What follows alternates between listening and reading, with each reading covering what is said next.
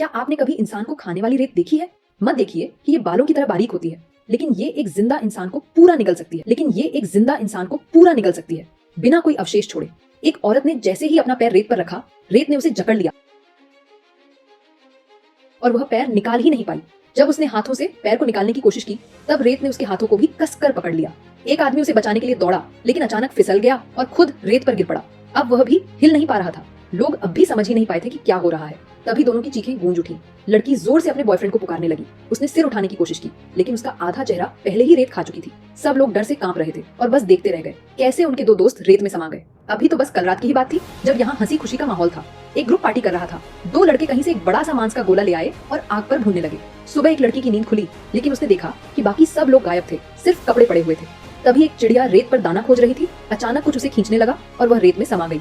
लड़की ने यह सब अपनी आंखों से देखा। उसे कुछ गलत लगा और तुरंत अपने दोस्तों को चेतावनी दी कि रेत को मत छूना, लेकिन तब तक बहुत देर हो चुकी थी और वही भयानक नजारा फिर से हुआ।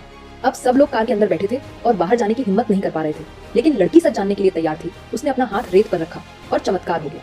रेत की सतह से बालों की तरह बारीक अनगिनत टेंटिकल्स निकलने लगे।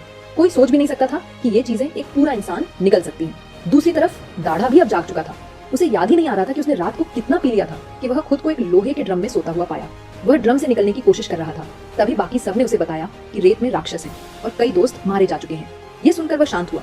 अब सब अपनी अपनी जगह पर रुके हुए थे। कोई हिल भी नहीं रहा था। सब यही सोच रहे थे कि शायद राक्षस खुद ही चले जाए। लेकिन समय बीतता गया। तेज धूप में सबके गले सूखने लगे, लू लगने लगी और कार का खाना भी खत्म होने लगा।